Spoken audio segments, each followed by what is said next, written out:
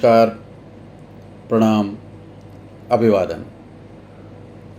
पिछली चर्चा में कि सुंदरकांड सुंदर क्यों और सुंदरकांड की प्रासंगिकता क्या वर्तमान में है,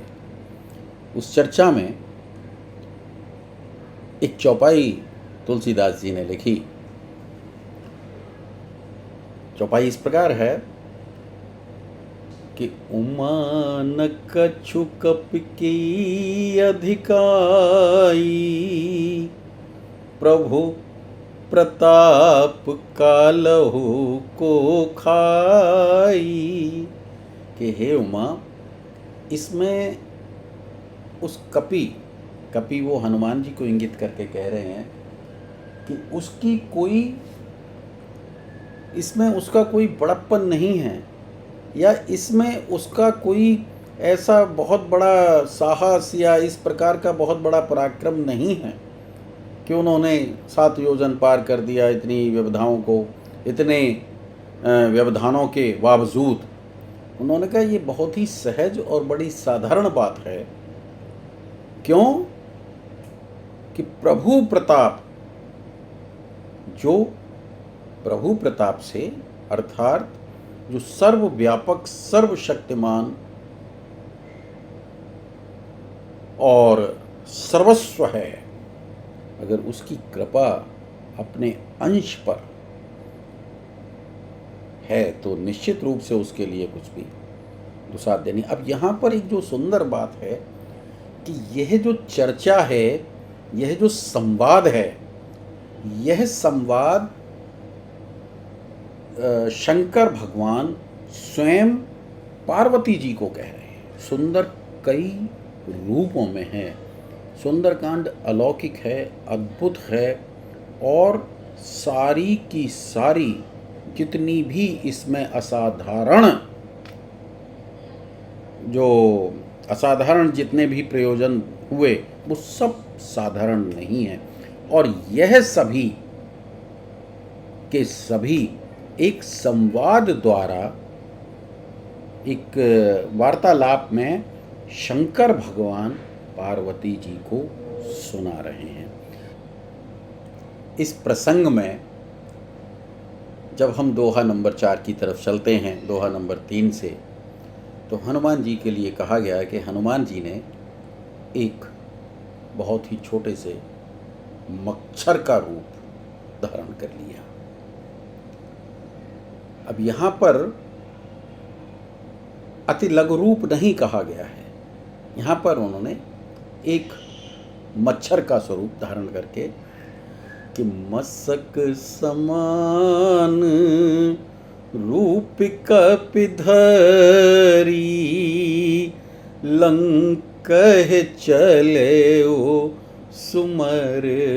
नरहरी, नाम लंकनी एक निश्चरी, सो कह चलस मोहे निंदरी, जाने हूँ नहीं मरम सठ मोरा, मोर आहार जहाँ लग चोरा, मुठिका एक महाकपिहानी, रुधिरे बमत धरनी ठनमनी। अगर इसका एक सरल शब्दों में, सहज शब्दों में इसका अर्थ निकाला जाए तो हनुमान जी ने एक मच्छर का स्वरूप धारण किया, और मच्छर का स्वरूप धारण करने के बाद उन्होंने लंका का अवलोकन करना शुरू किया। तो यहाँ हनुमान जी एक चोर की नाई उसमें प्रवेश करके उसको देखना चाहते हैं, क्योंकि आज्ञा तो थी नहीं, इनका बलात् वो हुआ है, क्योंकि ये तो अपनी मर्जी से इधर गए हैं। तभी यहाँ पर एक जो दूसरी इसकी जो द्वारपाल थी, लंकिनी जिसका के नाम था, उसका काम ही ये था कि ये सारे चोर, जितने भी सारे चोर और इस प्रकार के जो अत्याचारी और जो बिना उसके प्रवेश करते थे, उनके लिए ये एक ऐसे द्वार का काम करती थी कि इसकी बिना अनुमति के कोई भी व्यक्ति जो कि बिना आज्ञा के, बिना अनुमति के या बिना वहाँ की नियम के, कायदे कानूनों के जो उसमें प्रवेश करता है। तो उसने कहा कि जितने भी इस चराचर जगत में चोर, लफंगे, जितने भी ये इस तरीके के तत्व हैं, वो सब मेरा आहार हैं। ये हनुमान जी से कहा कि देखिए, आप मेरा निरादर करके मेरे से बिना पूछे लंका में प्रवेश करने की आपकी इतनी ज़रूरत, आपकी इतनी हिम्मत, आप जानते नहीं मेरे लिए क्या वो है, मेरे बारे में क्या प्रसिद्ध है। अब हनुमान जी ने न उससे कोई प्रश्न किया, न उसके